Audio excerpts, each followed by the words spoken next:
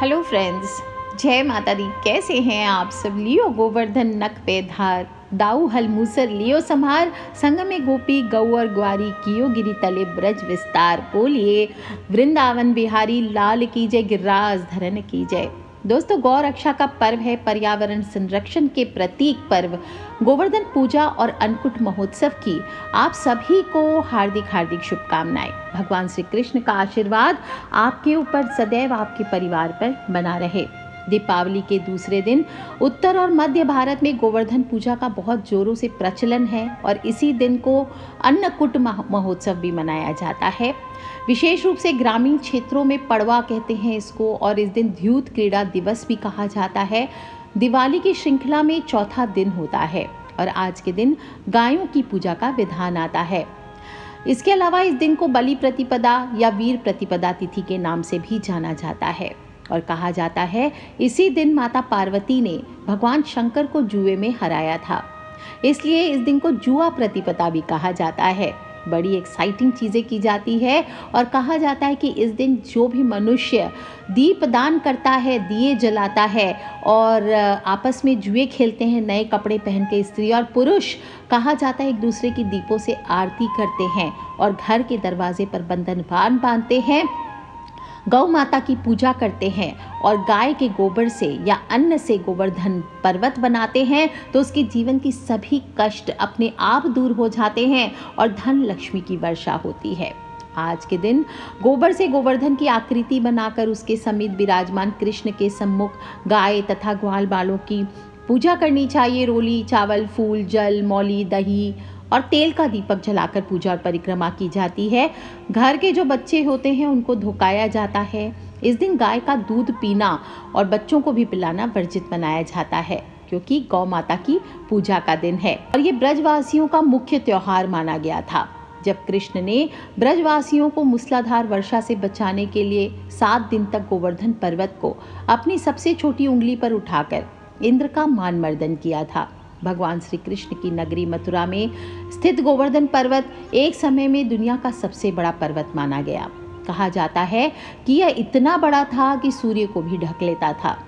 इस पर्वत को भगवान श्री कृष्ण ने द्वापर युग में अपनी उंगली पर उठाकर क्रोधित भगवान इंद्र के मूसलाधार बारिश के प्रकोप से ब्रज के लोगों की रक्षा की थी और इसीलिए गोवर्धन पर्वत को गिरिराज पर्वत कहा जाता है।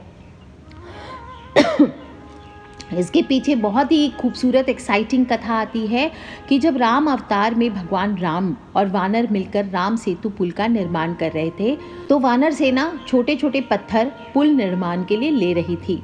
हनुमान जी ने सोचा एक बड़ा पत्थर मैं ही ले आता हूँ जिससे पुल जल्दी बन जाएगा। परंतु जब हनुमान जी गोवर्धन पर्वत को लेकर जा रहे थे, तभी श्री राम जी ने घोषणा कर दी अब कोई भी वानर पत्थर लेकर ना आए, क्योंकि पुल निर्माण का कार्य पूर्ण हो चुका है। अब गोवर्धन पर्वत को हनुमान जी ने वहीं छोड़ दिया। गोवर्धन पर्वत रोने लगे और हनुमान जी को कहने लगे मुझसे ऐसा क्या पाप हो गया जो मैं अपने प्रभु की सेवा में काम ना आ सका। हनुमान जी ने गोवर्धन पर्वत को आश्वासन दिया और वचन दिया जब मेरे प्रभु कृष्ण अवतार में आएंगे तो तुम्हें सेवा का अवसर अवश्य देंगे। अब जब कृष्ण अवतार में गोवर्धन पर्वत को सम्मानित करने का समय आ गया था।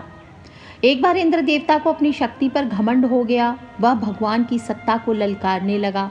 भगवान श्री कृष्ण ने ब्रजवासियों को आदेश दिया इंद्र की बजाय गोवर्धन पर्वत की पूजा करनी चाहिए। गोवर्धन आप सबको इतनी वनस्पतियां देता है, आपकी गाय और बछड़ों को हरी घास देता है, इसलिए इंद्र की बजाय आपको गोवर्धन की पूजा करनी चाहिए। इंद्र ये बात सुनकर कुपित हो गए। उन्होंने ब्रज में मूसलाधार बारिश बरसा दी। सारा ब्रज डूबने लग गया, थर-थर कांपने लग गया। भगवान श्री कृष्ण ने गोवर्धन पर्वत को बाएं हाथ से अपनी तर्जनी उंगली पर उठा लिया, जहां उन्होंने सभी गोप ग्वालों गाय बछड़ों की रक्षा की और भगवान 7 दिन तक अपनी तर्जनी उंगली पर गोवर्धन पर्वत को लिए खड़े रहे और भगवान की योग माया शक्ति से किसी को भूख प्यास भी नहीं लगी। इंद्र का मान मर्दन हुआ, वह भगवान के चरणों में गिरकर रोने लगा और अपने कर्मों की क्षमा मांगी। भगवान श्री कृष्ण ने 7वें दिन गोवर्धन पर्वत को नीचे रखा और इसी खुशी में भगवान श्री कृष्ण के निमित्त गांव की सभी गोपियों ने 56 भोग बनाया और कहा जाता है इसीलिए आज भी अन्नकूट का महोत्सव बनाया जाता है और हर वर्ष गोवर्धन पूजा करके अन्नकूट उत्सव मनाने की आज्ञा दी। अन्नकूट महोत्सव मनाने से मनुष्य को लंबी आयु तथा आरोग्य की प्राप्ति होती है। इससे दरिद्रता का नाश होता है और मनुष्य जीवन पर्यंत सुखी और समृद्ध रहता है।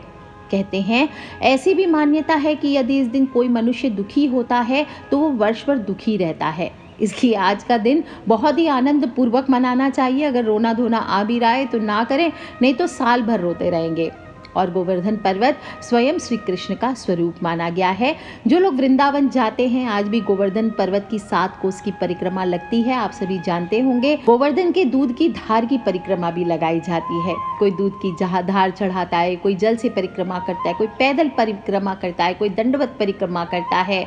फल फूल प्रसाद चढ़ाकर गिरिराज जी को संतुष्ट किया जाता है और जोर से बोला जाता है, बोलिए गिरिराज धरन की जय। इस प्रकार से बोलकर गोवर्धन नाथ की पूजा की जाती है और गोवर्धन नाथ भी अपने भक्तों की समस्त मनोकामनाओं को पूर्ण करते हैं। तो बोलिए श्री गोवर्धन महाराज की जय, गिरिराज धरन की जय, जमनी महारानी की जय। दोस्तों इस प्रकार से आज के दिन आपको पूजा करनी चाहिए और विभिन्न प्रकार के व्यंजन बनाकर गोवर्धन की पूजा करनी चाहिए। बच्चों को लेकर के जाइए एक जगह इकट्ठे होकर के, चाहे आप सोसाइटी में रहते तो सोसाइटी के साथ करें, किसी भी समय कर सकते हैं, सुबह कर सकते हैं, दोपहर को कर सकते हैं, शाम को ये पूजन कर सकते हैं। और थोड़ा सा अन्नकूट का प्रसाद बना करके रात में परिवार सहित आपको खाना चाहिए। इस दौरान विशेष रूप से अन्नकूट की सब्जी बनानी चाहिए।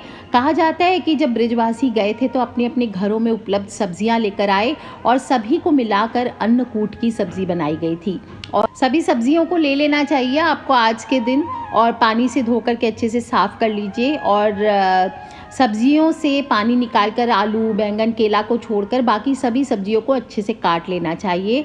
टमाटर को छोटा छोटा काट लीजिए। पूरी रेसिपी मैं वीडियो में लिंक में दे दूंगी नीचे, आप देख लीजिएगा अन्नकूट कैसे बनाया जाता है, क्योंकि मैं अगर बताऊंगी तो फिर मेरे उपाय छूट जाएंगे। तो अन्नकूट की सब्ज़ी या फिर आप गूगल पे टाइप कीजिए अन्नकूट की सब्ज़ी कैसे बनाई जाती है तो आपको पता चल जाएगा। अब इस दिन रात्रि में पूरे परिवार सहित अन्नकूट की सब्जी अवश्य भगवान को भोग लगा करके प्रसाद आरोगे और रात्रि में साथ में ही परिवार सहित एक साथ भोजन करना चाहिए। और शगुन स्वरूप जुआ भी खेला जाता है, तो आप चाहे तो जुआ भी खेलें, लेकिन गंदा वाला जुआ ना खेलें। पहले बता दे रही हूँ, नॉर्मली आप थोड़ा बहुत खेलें ताकि शगुन के रूप में। और गाय के गोबर से अपनी दहलीज पर आपको गोवर्धन ज़रूर बनाना चाहिए। जो लोग भी पूजा करेंगे वो लोग जब घर लौटेंगे पूजा करके, सभी को ध्यान रखना है गोबर की 7 टिक्की अपने घर के मुख्य दरवाजे पर ज़रूर लगाएं। चाहे तो उससे एक स्वस्तिक चिन्ह भी बना सकते हैं। दरवाजे के दोनों ओर 7-7 बिंदी आपको गोबर की देनी है। इससे आपके घर पर अगर किसी प्रकार की नज़र बाधा होगी, किया धरा होगा, तो वो सब दूर हो जाएगा। और विशेष रूप से बच्चों को गोवर्धन ज़रूर धुकाना चाहिए। और बच्चों के कल्याण के लिए जो माएँ उपाय करना चाहती हैं वो आज के दिन चावल का आटा ले लीजिए, पीस लीजिए मिक्सी में या मार्केट से ले लीजिए और उसकी 3 चिड़ियाँ जैसी बना लीजिए। अब इन 3 चिड़िया को आपको पानी में उबाल लेना है और एक चिड़िया आपको गाय को खिला देना है बच्चे के ऊपर से वार करके। दूसरी चिड़िया घर के बच्चों के ऊपर से वार के छत पर डाल दीजिए। तीसरी चिड़िया आपको गणेश जी लक्ष्मी जी को भोग के स्वरूप अर्पित कर देनी है, जो कि बाद में आप गाय को खिला सकते हैं या किसी को दे सकते हैं। दोस्तों आज के दिन अपनी हर मनोकामना को पूरी करने के लिए आपको बरगद के पेड़ की छाल का भी उपाय कर सकते हैं। क्या करना है, बरगद के पेड़ अगर मिलता है तो उसकी छाल ले लेनी चाहिए और इसे कूट कर पीपल के 5 पत्ते पर रख दीजिए और उसे हाथ में ले करके अपनी इच्छा व्यक्त कीजिए। और आम, नीम और गुलर की 3 डंडियाँ उस पर रख दें। ये शहरों वाले लोगों के लिए पॉसिबल नहीं है करना, क्योंकि मिलेगी नहीं आपको ये सब चीज़ें। फिर भी मैं बता रही हूँ, आप ये अगर हो सके तो ये उपाय कीजिए। और नहीं मिलता है तो कोई भी एक छोटी सी डंडी ले लीजिए आप तुलसी आदि की, उसको आप गणेश जी लक्ष्मी जी के आगे रख दीजिए और उसके आगे एक टुकड़ा कपूर और 6 लौंग एक कटोरी में रख करके जला दीजिए और अपनी मनोकामना बोल दीजिए। ऐसा करने से आपके मन की हर मुराद ज़रूर पूरी होगी। विशेषकर घर में अगर गरीबी आ चुकी है, घर में खाने पीने तक की किल्लत है, तो आप ये लौंग और कपूर गणेश जी लक्ष्मी जी के सामने आज अवश्य जलाइए। देखिए आपके घर से हर प्रकार की दरिद्रता अवश्य दूर होगी। दोस्तों, ग्रामीण क्षेत्रों में अन्नकूट महोत्सव इसलिए मनाया जाता है। इस दिन नए अनाज की शुरुआत भगवान को भोग लगाकर की जाती है और इस दिन गाय बैल आदि पशुओं को स्नान करा के धूप चंदन तथा फूल की माला पहनाकर उनका पूजन किया जाता है। गौ माता को मिठाई खिलाई जाती है, उनकी आरती उतारते हैं, उनकी प्रदक्षिणा करते हैं और जो मैंने चिड़िया का उपाय बताया है थोड़े से चावल के आटे से, वो कर लीजिए। आप देखिए आपके घर के बच्चों की सुरक्षा तो होगी ही होगी, साथ ही आपके घर पे किसी प्रकार की नकारात्मक ऊर्जा है तो वो भी दूर हो जाएगी। आज के लिए इतना ही। आप सभी को गोवर्धन पूजा की हार्दिक हार्दिक शुभकामनाएं। छोटा सा उपाय मैंने बताया है, गोबर की 60 टिक्की आपको अपने घर के मुख्य दरवाजे पर देनी है और चावल के आटे की चिड़िया बनानी है। और अगर आप लोग ये उपाय कर सकते हैं तो कीजिए और साथ साथ अपने फ्रेंड्स, फैमिली, मम्मी पापा, भाई बहन, बच्चे सभी लोगों से इसे शेयर ज़रूर कर लीजिए, क्योंकि हमें नहीं पता होता है कि कौन सा उपाय कब किसकी लाइफ बदल दे। So take care friends, love you all. जय माता दी, बम बम भोलेनाथ की आप सभी को दिवाली के इस चौथे महोत्सव गोवर्धन पूजा की हार्दिक हार्दिक शुभकामनाएं। Take care friends, love you all. जय माता दी, बम बम भोलेनाथ की। जय श्री कृष्णा।